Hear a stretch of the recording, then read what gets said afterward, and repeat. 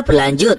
Wang Lin mengangkat tangan kanannya pelan. Dalam sekejap, 3 harta magis muncul dan jatuh berputar di telapak tangannya, memancarkan cahaya menyilaukan yang menari di udara. Cahaya itu tampak begitu menawan, namun di mata Wang Lin itu tidak lebih dari ilusi keindahan kosong. Kualitasnya bahkan tidak mendekati harta surgawi sejati.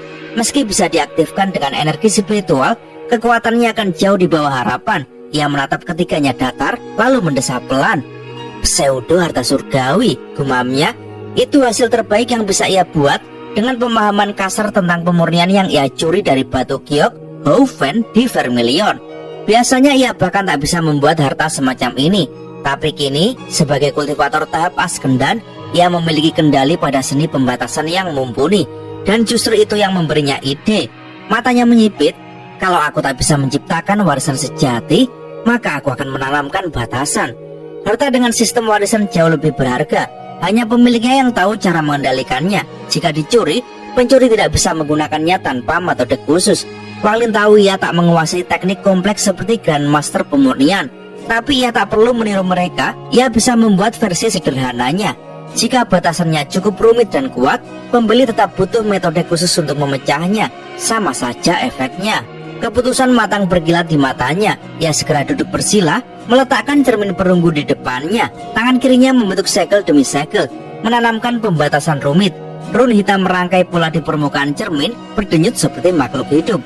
Wang Lin berhenti sejenak, tatapannya menyapu ruangan hingga mendarat pada lilin di sudut.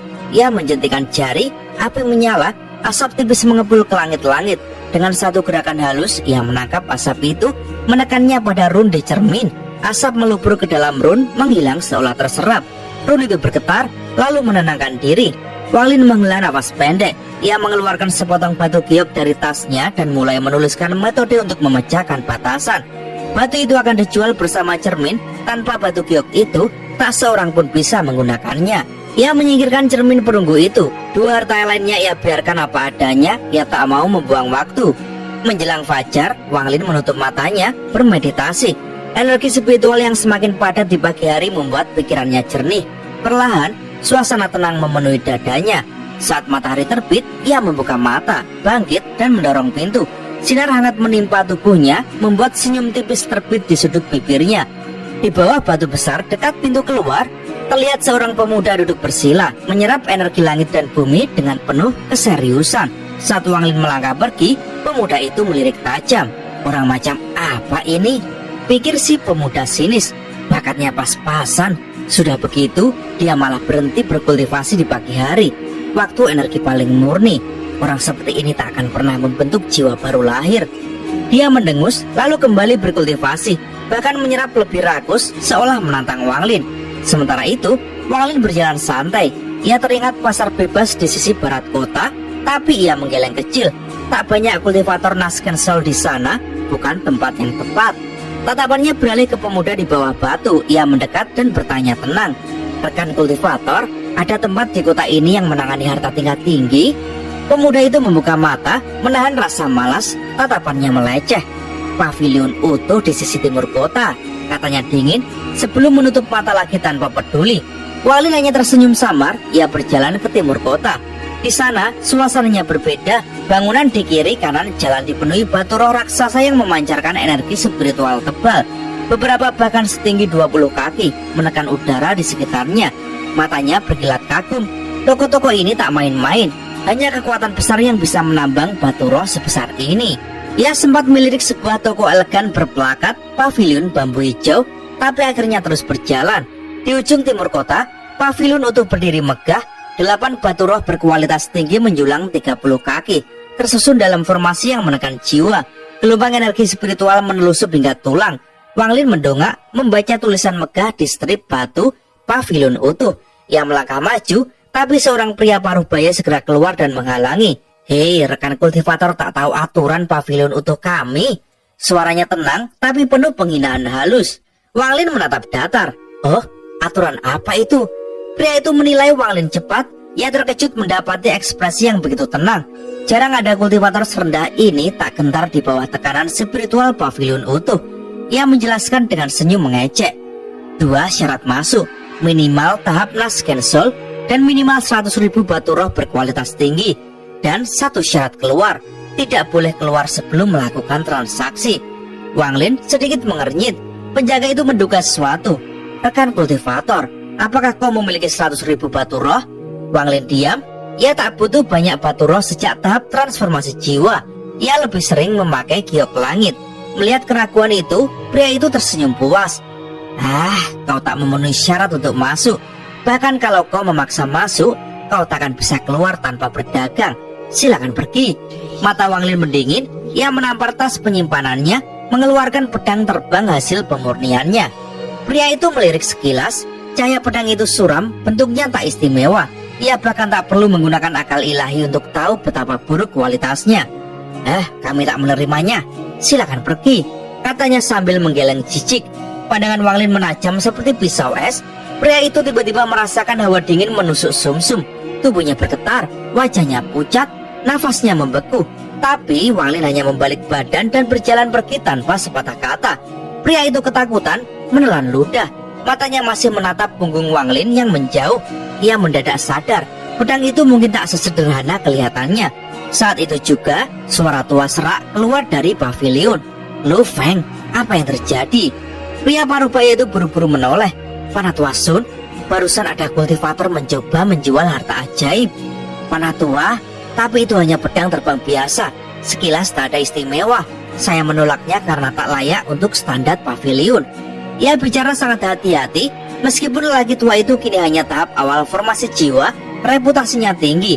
Dulu dia sempat menjejak tahap pertengahan transformasi jiwa, tapi cedera parah membuat kultivasinya merosot. Pria tua itu menatap samar ke arah tempat Wang Lin pergi.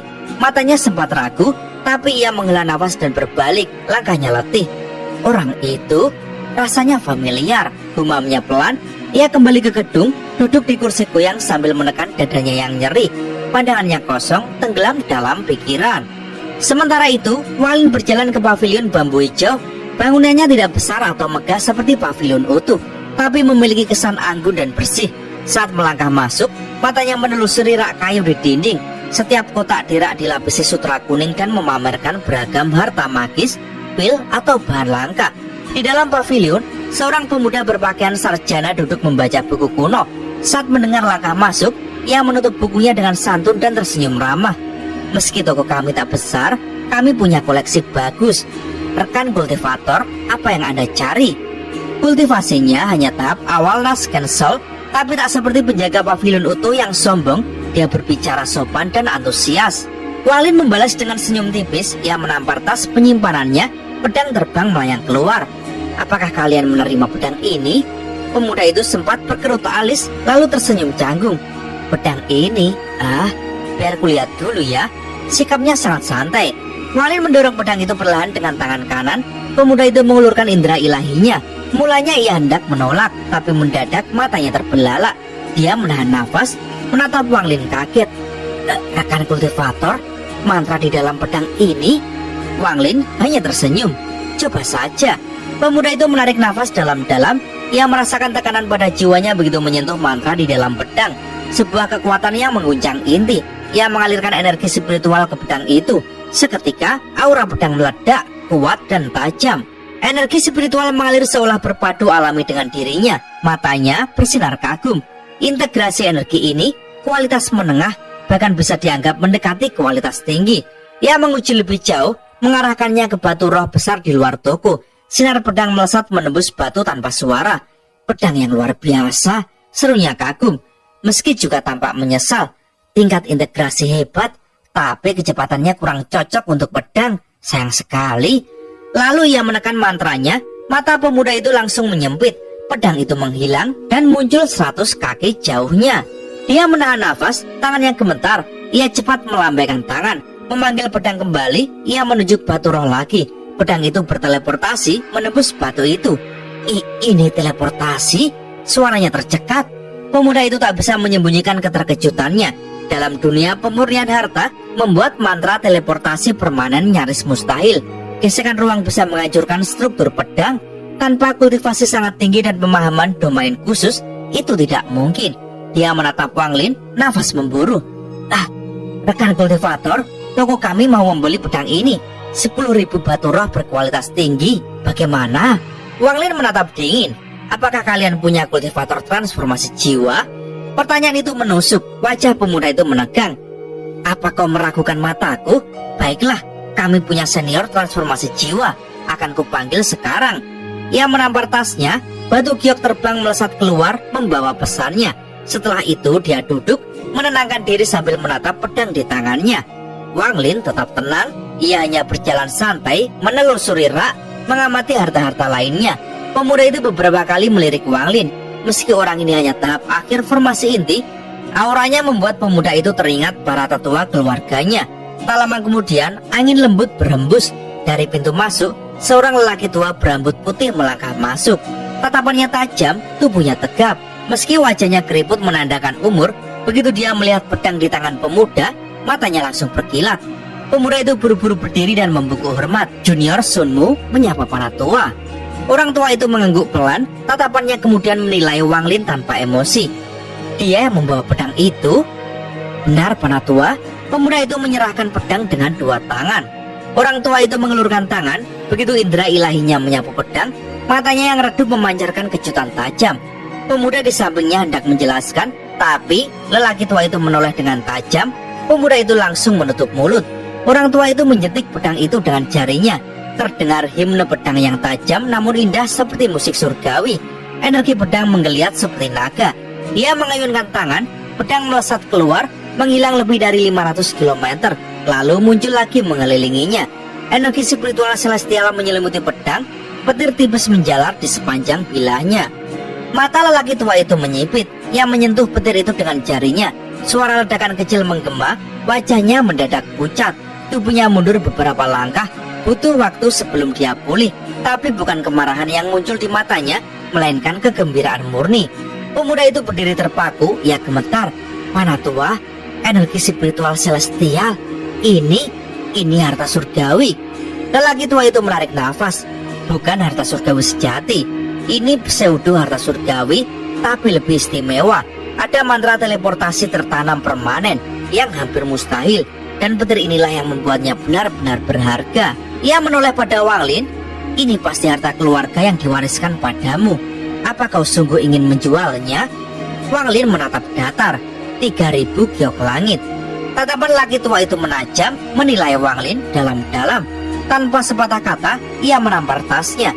Seketika, tumbukan giok langit muncul, memenuhi ruangan dengan aura spiritual murni. Wang Lin melambaikan lengan bajunya. Semua giok langit itu lenyap ke dalam tas penyimpannya. Orang tua itu menatap Wang Lin lagi. Apa kau masih memiliki harta semacam ini?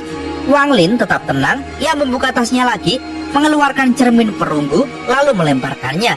Orang tua itu menangkapnya. Begitu dia melihat rune hitam dan merasakan batasan rumit di dalamnya, ekspresinya langsung berubah drastis. Matanya melebar lebih hebat daripada sebelumnya. Dia menghirup udara dingin. Warisan pseudo harta surgawi dengan warisan? Ketika orang tua itu menatap cermin perunggu di tangan Wang Lin, matanya menyiratkan keserakan yang tersembunyi. Wang Lin hanya menatapnya dengan senyum tipis, tanpa rasa takut atau pura-pura gugup. Dia tidak ingin memancing masalah lebih dulu. Tapi kalau orang tua ini mencoba merampoknya, dia tak akan ragu membela diri. Dengan reputasi dan kekuatannya, bahkan jika membunuh, dia masih bisa berdiri di atas dalih moral yang kuat. Dan di planet Ranyun tak ada yang berani menantangnya. 800 tahun berkultivasi membuat Wang Lin bukan hanya kuat, tapi juga cerdik dan berpengalaman menghadapi tipu daya. Apalagi sekarang dia telah mengubah penampilannya begitu lihai, hingga tak ada yang bisa mengenali siapa dia sebenarnya. Orang tua itu menatap cermin perunggu itu ragu. Setelah beberapa lama dia menghela nafas berat. Berapa banyak giok langit yang kau minta untuk ini? Tanyanya. Wang Lin menjawab datar. 50.000. Alis seorang tua itu berkerut. Dia sanggup membayar, tapi batu-batu itu adalah tabungan yang dikumpulkannya selama hampir 100 tahun. Disiapkan untuk percobaan menembus tahap Askendan. Kalau dia kehabisan sekarang, itu bisa mengubur harapannya. Namun, matanya tak bisa lepas dari cermin perunggu. Bagi seorang kultivator transformasi jiwa, memiliki pseudo harta surgawi bisa jadi pembeda dalam hidup dan mati. Meski tak tahu pasti kekuatannya, dia bisa menebak bahwa sebagai warisan keluarga, cermin itu tak akan lemah. Dia sempat terpikir untuk merampok, tapi sorot mata Wang Lin membuatnya berhenti. Wang Lin tampak terlalu tenang untuk sekedar kultivator muda, Dan kalau dia bisa mengambil dua harta semacam itu, kemungkinan besar dia berasal dari keluarga kultivator besar. Akhirnya, orang tua itu mengeluarkan tas penyimpanan, mengirimkan 10.000 giok langit lebih dulu. Wang Lin memeriksa jumlahnya dengan indera ilahi sebelum melemparkan cermin perunggu padanya. Orang tua itu menangkapnya dengan hati-hati, wajahnya dipenuhi kegembiraan. Dia mengelus cermin itu penuh rasa puas, lalu bertanya dengan nada penuh harap, "Apa kau masih punya lagi?" Wang Lin menatapnya datar sebelum mengeluarkan sebuah pin rambut. Ini juga pseudo harta surgawi. Orang tua itu tampak sedikit kecewa, tapi dia tetap mengangguk lalu berbalik meninggalkan pavilion bambu hijau. Setelah itu, Wang Lin membeli beberapa bahan lain sebelum pergi. Pemuda penjaga toko hanya bisa melongo, tak percaya dengan transaksi yang baru saja terjadi di depannya. Keluar dari toko, Wang Lin berjalan tenang di jalanan kota sambil diam-diam melepaskan indera ilahi. Senyum sinis muncul di sudut bibirnya. Dia bisa merasakan seseorang mengintainya sejak lama. "Aku kasih kau kesempatan," gumam Wang Lin sambil mengubah arah, berjalan ke gerbang kota. Dia keluar mengendari pedang terbang, tapi sengaja menjaga kecepatan setara kultivator formasi inti. Setelah menempuh jarak sekitar 5.000 km, kabut tebal tiba-tiba muncul di depannya. Dalam sekejap, kabut itu memadat membentuk tangan raksasa yang meluncur dengan suara siulan tajam. Tatapan Wang Lin mendingin, petir melintas di matanya. Dia mengibaskan lengannya santai. Gelombang energi spiritual surgawi meledak ke depan. Suara ledakan keras bergema. Tangan raksasa itu langsung hancur bersama kabut di belakangnya. Terdengar jeritan kesakitan dari balik kabut. Kau bukan kultivator formasi inti," teriak seorang pria parubaya yang muncul dengan darah di mulutnya. Kilat hitam menjalar di tubuhnya, menandakan dia mengaktifkan mantra pelarian. Wajahnya dipenuhi ketakutan saat dia mundur tanpa ragu. Wang Lin hanya menatapnya tenang sambil mengikuti dari belakang, tak terburu-buru. Bagi Wang Lin, pria itu seorang Nasken Soul tahap pertengahan, tak ubahnya semut. Kalau mau dia bisa membunuhnya kapan saja. Pria parubaya itu ketakutan setengah mati. Dia menyesal berat, menyadari bahwanya dengan satu serangan, orang ini hampir menghancurkan jiwanya yang baru lahir. Dia memaksa dirinya lari secepat mungkin menuju kota keluarga Sun. Beberapa ribu kilometer kemudian, dia terjun ke gerbang kota dengan nafas tersengal. Wajahnya pucat pasi, darah menyembur dari mulutnya sebelum dia menyeret diri menuju rumah keluarga Sun. Di sana, dia jatuh sambil menjerit serak, "Selamatkan aku!" Seorang lelaki berjubah putih bergegas menyambutnya. Ekspresinya berubah serius. Dia segera memasukkan pil-pil obat ke mulut pria parubaya itu. Seketika, para anggota keluarga Sun berhamburan keluar. Beberapa bahkan terbang ke langit untuk berjaga. Tak lama kemudian, Wang Lin tiba dengan tenang di udara. "Kau berani melukai orang keluarga Sun?" teriak salah satu kultivator yang langsung menghunus pedang terbang dan menyerang Wang Lin. Wang Lin hanya melambaikan lengannya santai. Seketika, badai energi spiritual muncul, menyapu bersih semua penyerangnya hingga terlempar jauh. Teriakan keras menggema. Mundur. Dari dalam rumah keluarga Sun muncul 3 orang tua. Salah satunya adalah Panatua Sun yang sebelumnya berdagang dengan Wang Lin. Wajahnya suram menahan malu. Orang tua lain yang berwajah merah menatap Wang Lin dingin. "Dari keluarga mana kau? Berani-beraninya membuat kekacauan di rumah keluarga Sun?"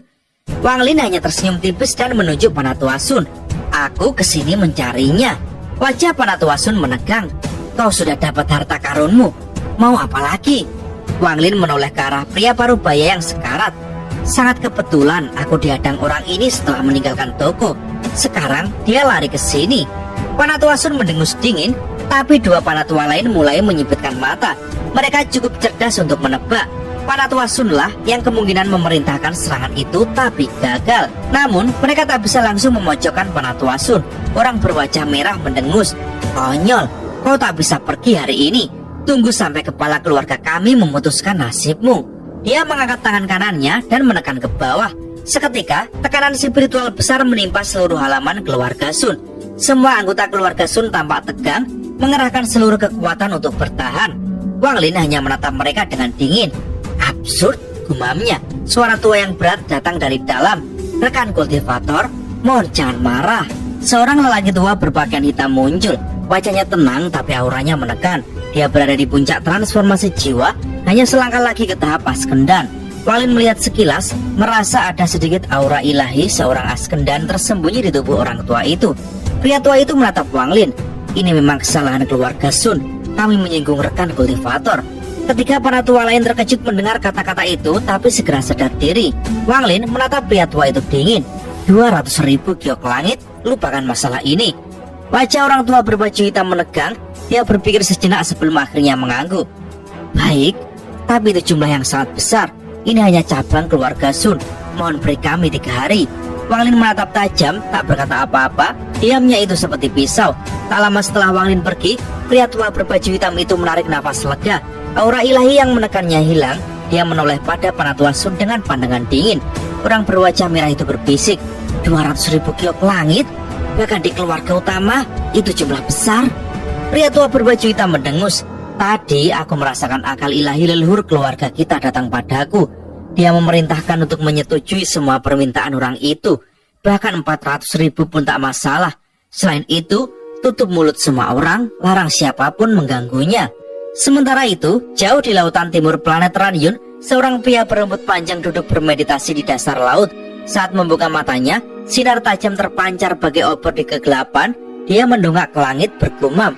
Orang itu, kultivasinya tak bisa kutembus. Ada sesuatu yang padanya yang membuatku bergidik. Tidak bisa dipancing. Tapi mungkin ini kesempatan bagi keluarga Sun. Dia menatap langit dalam-dalam, lalu perlahan terbang meninggalkan dasar laut. Wang Lin sengaja menjaga profil serendah mungkin di planet Ranyun. Strateginya adalah menjadi kultivator rendahan, hidup tanpa menonjol, bersikap acuh tak acuh pada urusan luar. Dengan cara ini ia bisa berkultivasi aman tanpa memicu kecurigaan kekuatan besar setempat. Itulah rencana yang ia anggap ideal. Begitu kembali ke rumah di bagian utara kota, langkahnya ringan. Di sana, pemuda yang berbagi tempat dengannya tampak masih duduk bersila, berkultivasi serius di bawah batu. Begitu Wang Lin mendekat, pemuda itu membuka matanya tajam. Hei, berhenti di situ, bentaknya. Wang Lin terkejut tapi menahan langkah dan menatap balik. Kau tahu apa yang paling penting bagi kultivator? Ketekunan, kata si pemuda. Bakatmu mungkin buruk, tapi kalau rajin, masih ada peluang. Lihatlah aku di sini. Sudah bertahun-tahun aku jaga tempat ini. Banyak yang berhasil ke tahap formasi jiwa hanya karena mereka tidak membuang waktu seperti kamu yang sering keluar masuk tanpa disiplin. Wang Lin mendengarnya dan senyum masam. Teguran itu tak salah. Nada pemuda itu melunak sedikit. Jangan salah paham, aku bukan merendahkanmu. Di dunia kultivasi, jangan pernah meremehkan diri sendiri kalau mau dihormati. Energi spiritual di sini sangat kaya. Kalau kau mau, tutuplah diri dan berkultivasilah selama 1 dekade. Kamu bisa mencapai Nasken Soul. Kau bisa balik ke keluargamu dengan kekuatan dan harga diri. Wang Lin mengusap hidungnya sedikit terharu. Sepanjang hidupnya, orang-orang di sekitarnya hanya licik, curang, penuh niat buruk. Bahkan gurunya sendiri meninggal sebelum sempat benar-benar menuntunnya. Tak ada yang menasihati dia dengan jujur seperti ini. Dia buru-buru mengangguk setuju. Melihat itu, pemuda itu kelihatan lebih ramah. Kalau ada yang tak kau mengerti dalam kultivasi, datang saja padaku. Ingat, tak berbakat itu bukan masalah. Yang menakutkan itu malas. Kita ini menentang langit sendiri. Kalau kita santai, mana bisa melawan suratan takdir. Wang Lin mengangguk lagi, masuk ke dalam rumah dengan senyum masam. Tapi sebelum menutup pintu, dia menoleh. Dari belakang, pemuda itu tampak kurus dengan pakaian kebesaran. Angin sepoi-sepoi membuat rambutnya terangkat, dan dia menepisnya ke belakang telinga. Saat tatapan Wang Lin tertangkap, pemuda itu menoleh sekilas lalu memalingkan wajah seakan tak peduli. Namun Wang Lin tahu betul, pemuda itu sebenarnya seorang perempuan menyamar. Mantranya memang menutupi wajah, tapi Wang Lin sudah melihat melalui penyamarannya sehari sebelumnya, meski ia sengaja tak menembus lebih jauh. Begitu masuk, Wang Lin duduk bersila. Dia mengeluarkan 1000 batu giok langit, membentuk segel, lalu mulai menyerap energi spiritual surgawi yang sangat kaya. Energi itu berputar perlahan di tubuhnya. 3 hari kemudian, dia membuka mata. Semua giok langit sudah hancur menjadi debu. Wang Lin menghela nafas. Masih belum cukup. Kultivasi Askendan jauh lebih menguras dibanding transformasi jiwa. Bahkan kalau aku habiskan 200.000 giok langit, belum tentu cukup ke tahap Askendan pertengahan. Dan tahap akhir, jumlahnya akan tak terbayangkan. Alisnya berkerut, giok langit itu langka, sementara para kultivator transformasi jiwa menggunakannya setiap hari. Dari mana mereka terus mendapatkannya? Mungkinkah di langit kedua kultivasi tak butuh giok langit? Atau ada cara lain menggantinya? Wang Lin merenung dalam-dalam. Saat itulah angin sepoi masuk lewat jendela, diikuti kehadiran Sun Qiming, lelaki tua berkulit hitam dari keluarga Sun. Wang Lin membuka penghalang rumah dan mempersilahkannya masuk. Sun Kiming segera menurunkan auranya ke tingkat formasi inti, memperlihatkan sikap sangat hormat. Senior, saya tak sempat memperkenalkan diri kemarin. Nama saya Sun Kiming, orang yang bertanggung jawab di kota ini. Bolehkah saya tahu nama senior? Wang Lin menjawab datar, Sumu. Sun Kiming buru-buru mengeluarkan tas penyimpanan. 200.000 giok langit sudah disiapkan keluarga Sun. Silakan periksa. Wang Lin hanya mengambil tas itu tanpa memeriksa. Dia tahu kultivator Askendan di keluarga Sun tak akan berani menipunya. Sun Kiming menunduk dalam-dalam. Senior, saya sudah perintahkan agar masalah kemarin tak tersebar. Takkan ada yang mengganggu kultivasi Anda. Selain itu, kalau ingin bersemedi tertutup, ada lokasi yang lebih baik di kota ini. Tak perlu, kau boleh pergi, jawab Wang Lin. Sun Kiming hendak mundur, tapi ragu sejenak. Akhirnya dia menegaskan nada hormatnya. Senior, 7 hari lagi akan ada lelang di seluruh harta karun pavilion. Salah satu itemnya, pil dewa palsu peringkat 8. Tatapan Wang Lin langsung mendingin. Sun Kiming menelan ludah, gemetar, tak berani melanjutkan. Keheningan menakutkan memenuhi ruangan. Sun Kiming merasa setiap detik terasa seperti setahun. Dia tahu dia hanya melaksanakan perintah keluarga, menggoda Wang Lin untuk mengukur tingkat kultivasinya lewat pil langka itu. Akhirnya Wang Lin angkat suara pelan. Bawa ke sini. Dengan wajah pucat, Sun Kiming buru-buru mengeluarkan token merah untuk akses lelang. Wang Lin mengambilnya tanpa komentar. Kau boleh pergi. Sun Kiming membungkuk dalam-dalam dan pergi. Keringat dingin membasahi punggungnya. Namun sebelum benar-benar jauh, suara dingin Wang Lin terdengar menembus udara. Tak akan ada yang kedua kali. Sun Kiming menggigil hebat, langsung membungkuk dalam sebelum akhirnya melarikan diri sejauh mungkin. Sampai di ujung kota dia masih menyeka keringat di dahinya. Ngeri membayangkan kekuatan lawannya. Di dalam rumah, Wang Lin menatap token lelang itu. Dia tahu seluk-beluk kelas pil. 9 peringkat dengan kualitas rendah hingga tinggi. Peringkat 9 adalah pil dewa sejati. Peringkat 8 adalah pil dewa palsu. Dan peringkat 7 adalah pil surgawi. Dia ingat ketika dulu membentuk jiwa baru lahir hanya dengan pil peringkat 6 berkualitas tinggi. Nama-nama seperti dewa dan surgawi memang hebat, tapi kualitas sebenarnya jauh dari yang asli. Namun dengan kultivasiku sekarang, pil peringkat 8 masih bermanfaat. Tatapannya mengeras. Keluarga Sun pasti menggunakan ini untuk mengujiku. Kalau aku tergoda, mereka akan menganggapku belum melewati langkah pertama kultivasi. Kalau aku tak tertarik, mereka pasti sudah bersiap mengevakuasi semua anggotanya dari kota. Mereka tahu siapa yang sedang mereka hadapi. Dengan tenang, Wang Lin meraba tas berisi 200.000 giok langit. Dia menaruh semua itu di benaknya. Matanya kembali redup, penuh pertimbangan untuk langkah berikutnya. Dan cerita pun bersambung. Oke teman-teman, terima kasih sudah nyimak alur cerita kali ini sampai habis. Semoga teman-teman terhibur. Kurang lebihnya mohon maaf ya. Yang namanya spoiler pastinya ada yang meleset soal detail cerita dan episodenya ya. Oke, jangan lupa terus dukung channel ini agar terus berkembang. Dan sampai jumpa di episode selanjutnya. Bye-bye.